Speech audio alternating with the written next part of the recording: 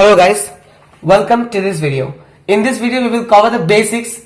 We'll just introduce electrostatics, electric charges and fields. So electrostatics means we will be dealing with charge at rest.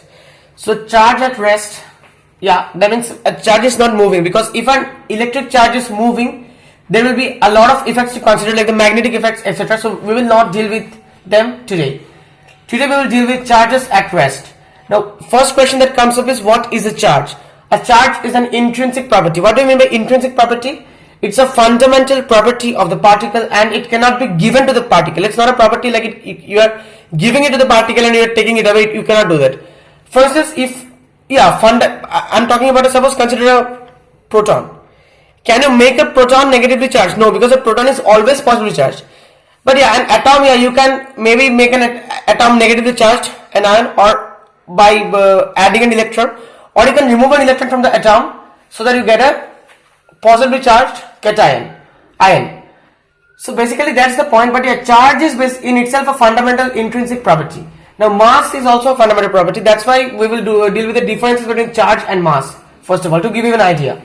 Now mass is not exactly a fundamental property. In modern physics, if you consider Higgs fields and everything, mass is not a fundamental property. Mass is due to spontaneous symmetry breaking when a particle interacts with the Higgs field which is present everywhere in the universe. But we will not go deep into that. So mass is always positive. This is the number one difference between mass and charge. Mass is always positive, but charge is positive or negative. Negative mass concept, there is an idea, but I will not go into that. But mass is positive because a thing is either it has mass or it has no mass, but it cannot be a thing has negative mass, right? Charge can be positive or negative, as you all know. So like charges repel. Like charge means they will be the same nature. Both positive or both negative. The magnitude may vary. For instance, +5 and +6. Though the magnitude is not the same, but they are the same of the same nature. They both are positive charges, so they will repel. And unlike charges attract. Now, why like charges repel? It's a very interesting question. Ask yourself. We all know like charges repel, unlike charges attract, and blah blah blah. But why exactly do like charges repel? What is the fundamental reason? So just to give you an idea and just to satisfy your curious mind, I will give you an example. But this example involves advanced physics, so there is no guarantee that you will get it. So suppose we have two electrons. Now in modern physics, there is the concept that you can borrow energy from an electron. If you know Heisenberg's uncertainty principle, we can write like this, right? Del E del T should always be greater than or equal to h cut over 2. This is the reduced Planck constant. So more the amount of energy you borrow, sooner you must return it. For this is basically, it's a constant, sort of, it must be greater than this. So you can borrow energy. Now, so suppose something will borrow energy from this electron. And what is that thing? That thing is photon. What is a photon? A photon is a particle of light. Okay. So a photon can borrow energy from the electron. Now, this is a very sensitive point, so try to understand. I am saying the photon can borrow energy, but it's actually not correct to say the photon can borrow energy, because only after borrowing the energy, the photon is coming into existence. Before that, the photon doesn't even exist. So let's say after borrowing some energy, a photon forms, a photon comes into existence, okay, from this electron. So what will happen? Now this photon has borrowed some energy. That means this photon must return the energy. That means the electron must absorb the photon. But since there is another electron nearby, this electron may absorb the photon before this electron does. So on absorbing the photon is basically energy, right? So on absorbing the photon, this electron will gain some momentum, will gain some energy, and it will move away from the first electron. So basically what happens is that a photon is exchanged between the electrons. That's why a photon is called a boson. It's a particle, the exchange of which gives rise to forces. This is an electromagnetic force. So both these electrons repel each other. Why are they repelling? Can you see this electron is moving away from the first electron? So there are many other possibilities, particle, antiparticle, pair production, etc. So between two electrons, many things can take place. But when you take into consideration all the things, you see in most of the cases, almost always the electrons repel each other. So that's the basic idea. Now, differences between mass and charge. Right.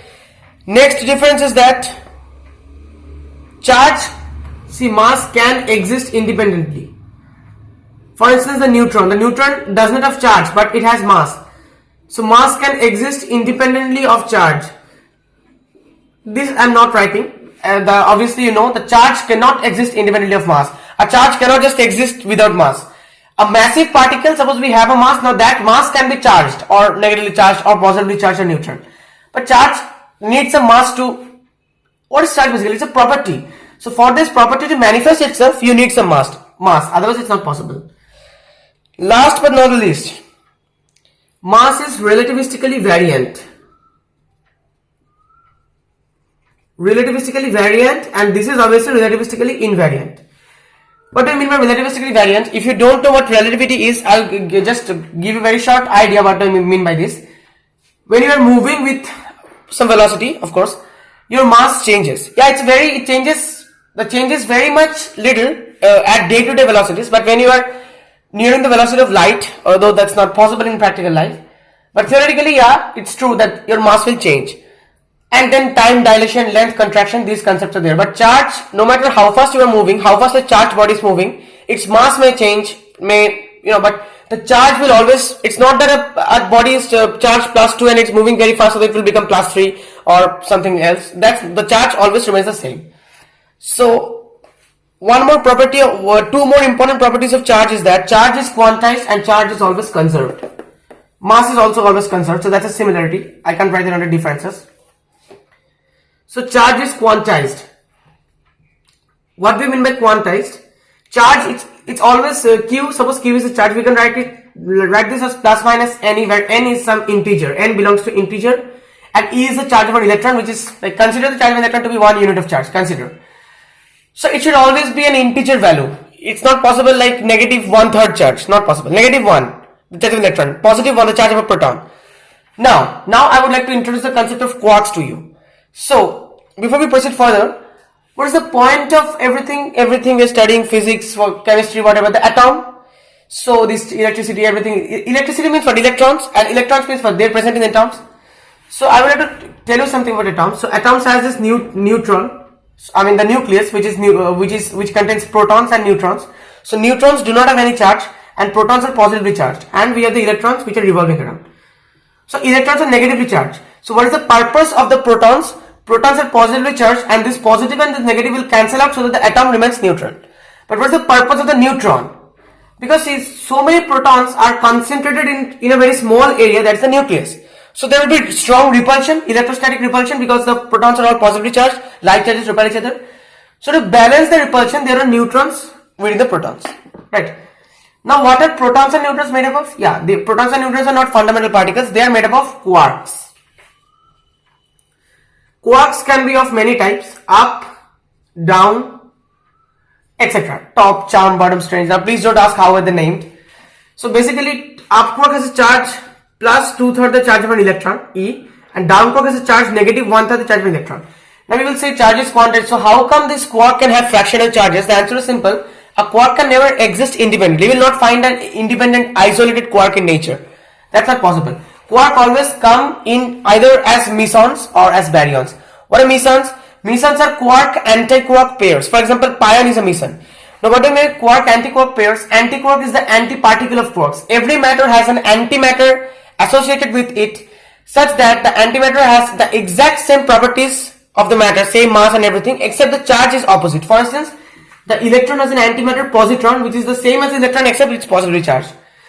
So quarks and antiquarks make up meson, and 3 quarks make up baryon. So the proton, the neutron, these are all baryons. The proton has 2 up quark and 1 down quark. So the proton P plus, it has 2 up quarks, so the charge will be 2 into 2/3, that's 4/3, right? And 1 down quark, that is negative 1/3. So this will be 3/3. So you see, ultimately the charge of a proton is +1. Neutron, the charge of a neutron is, the neutron has 2 down quark, that means minus 2/3, and 1 up quark, plus 2/3. So obviously it is 0. Now, so see, the proton has 2 up quark and 1 down quark. This doesn't mean that the proton has 2 up quark and 1 down quark. There may be quark-antiquark pairs present in the proton, but since the quark and antiquark are oppositely charged, they don't affect the overall charge. But these quark-antiquark pairs, they can always come into existence and again annihilate. So we'll not go into those concepts in deep in this video, right? So this is the basic idea, and these quarks are bound together by gluon. Gluon is also it's an important concept in particle physics, by gluon tubes in the nucleus, and that's how the nucleus stays so dense and so small, and the electrons are revolving around.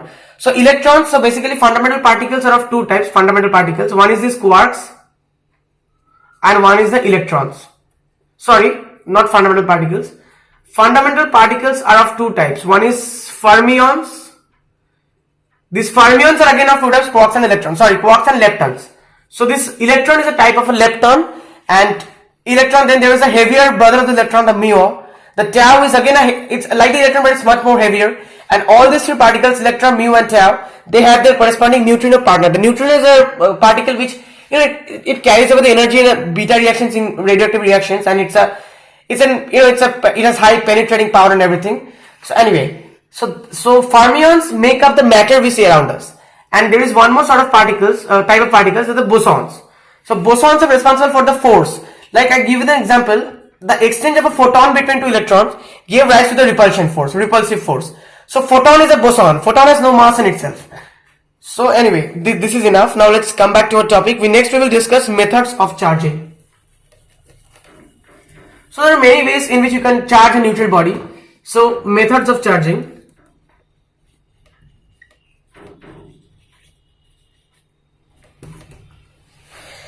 So methods of charging, first of all, we can charge by friction. The idea is very simple. I hope you all know what friction is. When you're rubbing two bodies, there is a frictional force is acting between them. So if you rub two bodies, some electrons will be transferred from one body to the other. So what happens? The body from which the electrons are being transferred is losing some negative charge, so it is becoming positively charged, and the body which is gaining the electrons is obviously becoming negatively charged. It's as simple as that. There is not much more in it. Induction, charging by induction.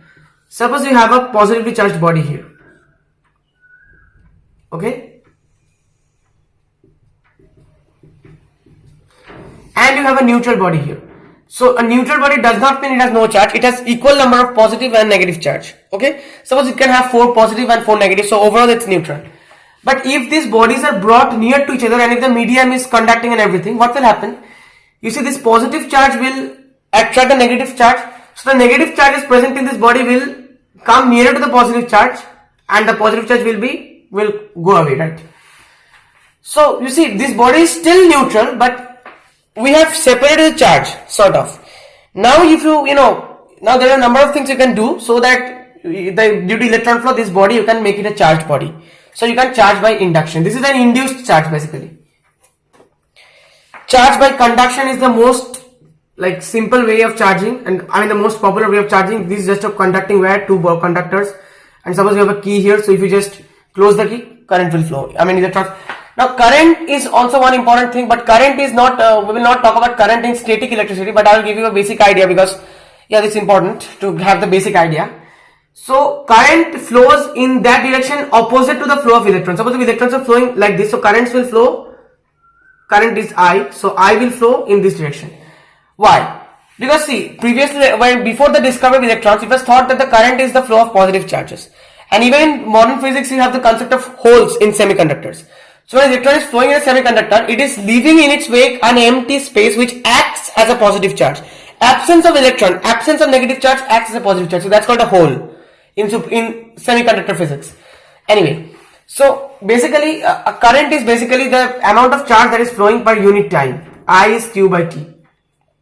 Okay, so there is not much, of course there is much to current, but there is not much we will discuss here. There is not much which is relevant here. The next is photoelectric effect. Charging by photoelectric effect.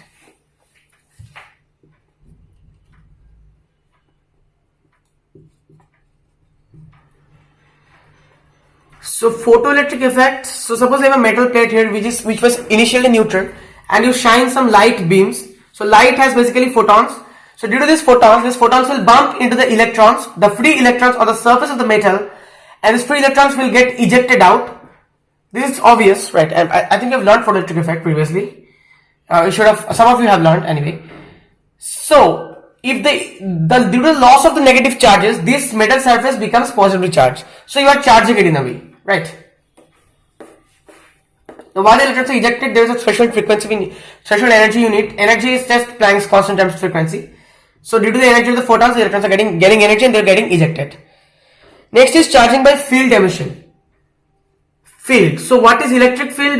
Maybe we will discuss in a later video, but to give you the basic idea, let's just give you the basic idea here, because otherwise you will not understand what is a field emission, right? Field definition basically, see, suppose you have a strong electric field here, like just like magnetic field lines, assume these are electric field lines. Suppose you have a strong electric field here and we have a body here. So this electric field is so strong that it will snatch away the electrons from this body and this body will become positively charged. The idea is simple, but what is the electric field? Before we discuss that, one last method of charging is thermionic emission. Thermionic emission is when you heat a body too much. Heat a body too much. What is heat basically? It's a form of energy, right? So when you are heating the body, it starts vibrating, atom starts vibrating, and the electrons gain more energy, and they just the free electrons will move away, and they will gain the energy to break free, and so the electrons will just same thing. They will just break free of the surface, and the surface will become positively charged. That's it, thermionic emission. Now, what is the electric field?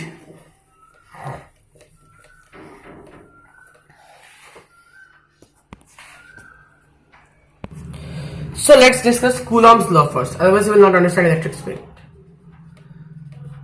Coulomb's law basically, suppose you have a charge here Q1, you have a charge to Q2. Recall Newton's gravitation law because many things are similar. So suppose you have this R vector from Q1 to Q2. So the force will be K, which is a constant, Coulomb's constant, Q1, Q2 over R squared. And R cap, you can show the direction. R cap is the direction, the unit vector, and the direction of R cap is the same as the direction of F vector. So this is similar to the gravitational force. We have two mass m1 and m2, so gravitational force will be G m1 m2 by R square. So both are inverse square rule, right? So what is K here? K is basically Coulomb's constant, 1 over 4 pi epsilon naught. Epsilon naught is called the permittivity of free space. Permittivity of vacuum, free space means vacuum. So what do we mean by permittivity? Basically, the simple concept is that permittivity is the,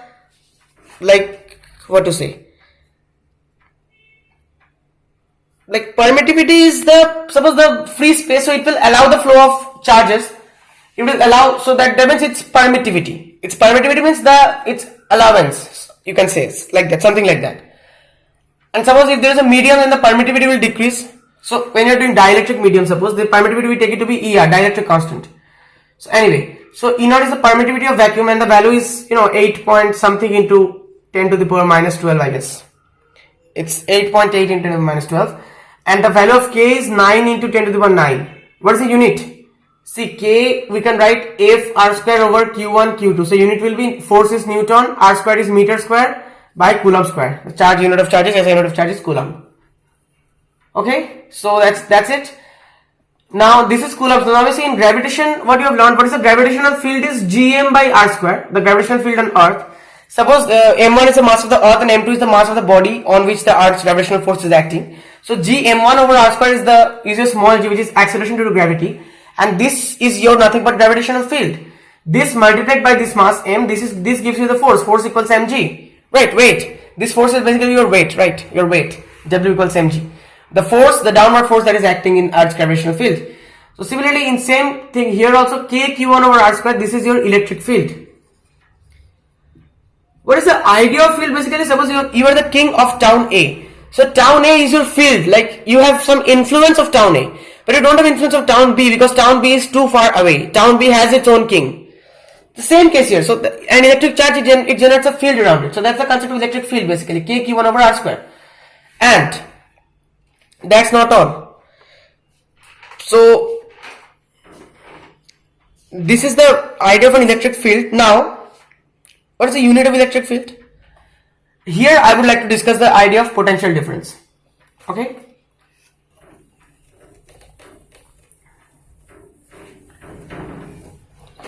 Potential difference means, suppose you have a charge Q. Now, see, electric potential is the amount of work you need to do to bring a charge from infinity to a particular point. And potential difference, when you're talking about, that means to bring a charge, the amount of work that should be done to bring a charge from point B to point A, say, potential difference between A and B. So the formula of potential difference, that's voltage V, is W, that's the work done by the charge, which is Q. V equals W by Q. This is so far so good.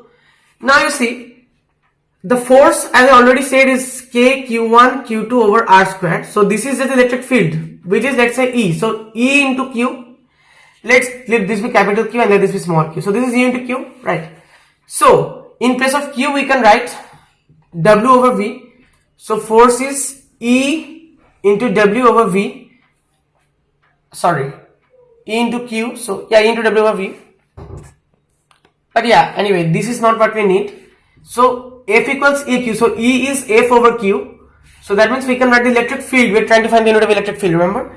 So that's force over Q is W by V. W and this is V. So work done is just force into displacement. So force cancel. We have the volume over displacement. That means volume per meter. So this is one unit. Another unit is that if you take this into consideration, the unit of force is what? Newton per coulomb. The unit of Q, charge. So this is the electric field basically. Now suppose you have a hexagon here. Let's just give an example. Suppose you have a plus charge here and have a negative charge here. They are separated.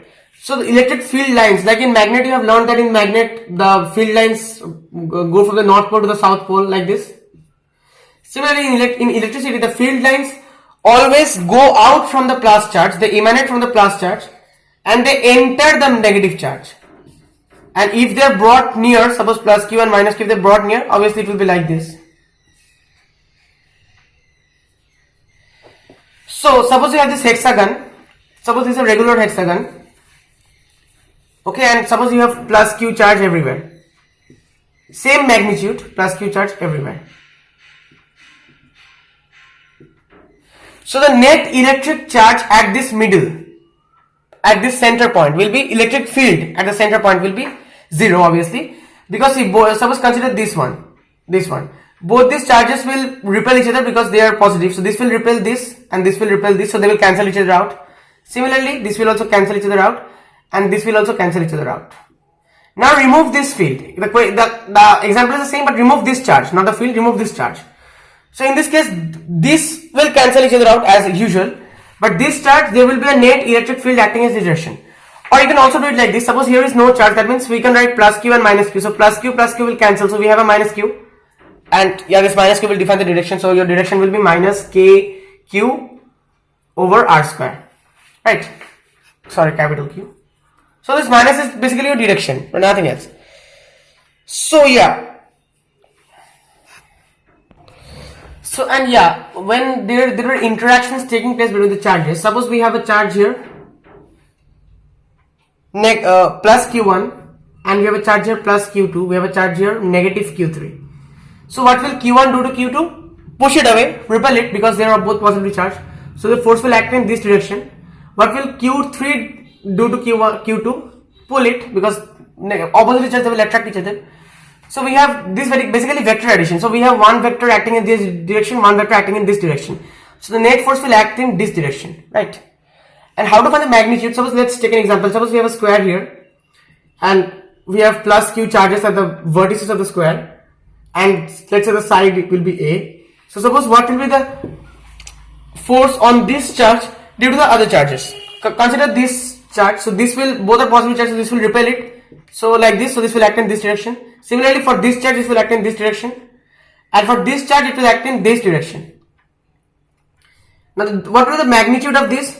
Q square. All the charges are same in magnitude, they're Q. Q square over the distance is A, so A square. Now let this be F naught. This will also be Q square over A square, which is again F naught. And what will the magnitude of this?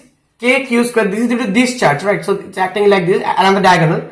So Q square, what is the distance? The diagonal will be root 2A by Pythagoras theorem. So root 2A whole square, that is 2A square.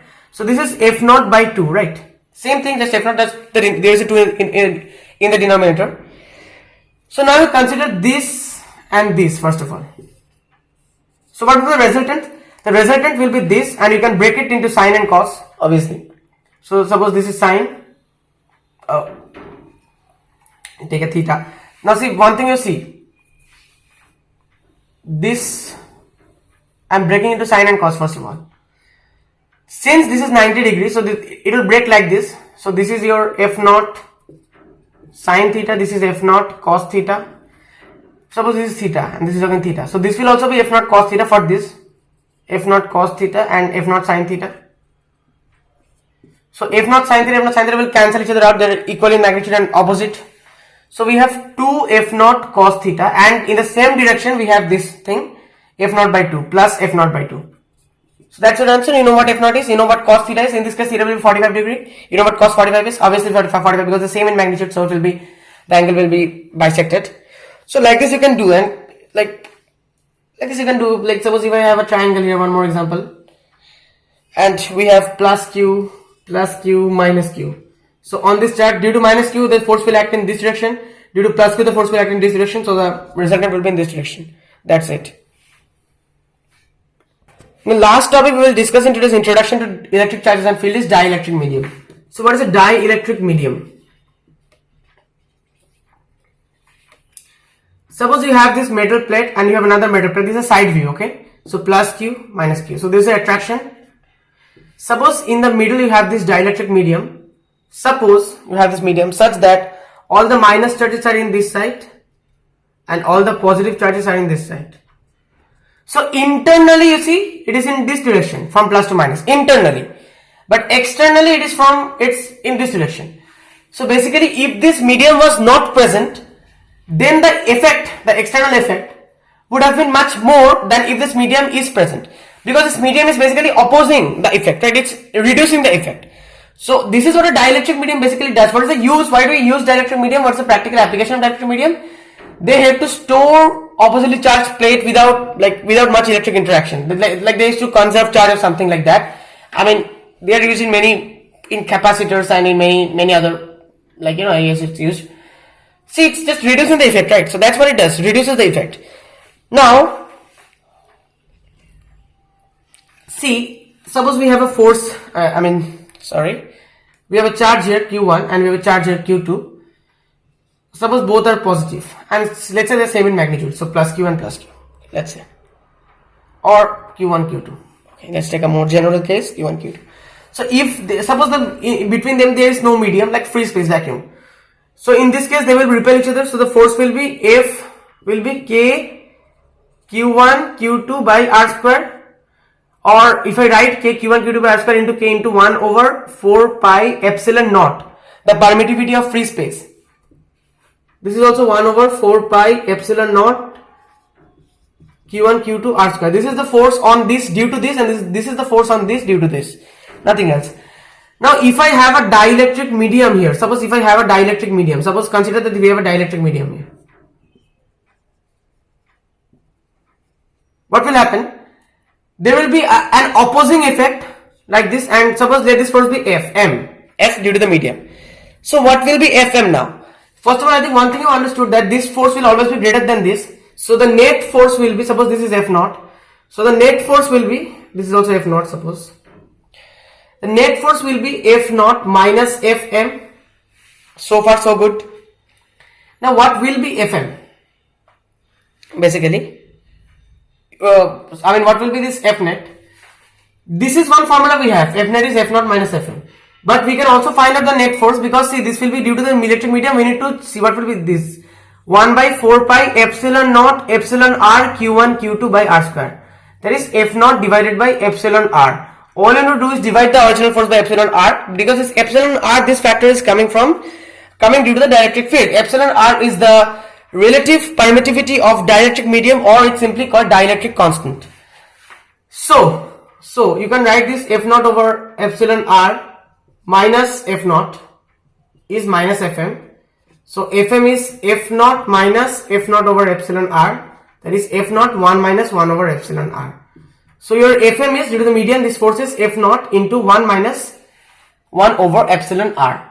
So this is the idea. Now this is, in this video I just gave you some basic concepts. There are also not all the concepts of electrostatics, some very basic concepts, and I gave you some examples, and I also discussed some things which you will not usually get in textbooks, like some advanced things like quarks and everything. But the thing is that, of course, I'm not doing it from an examination point of view, so I didn't do many questions and everything, but this was the concept. So I hope this video was helpful, and there will be future videos like this also in my channel. So please subscribe to the channel and press the bell icon, and like the video if you like, and share and comment. Thank you very much.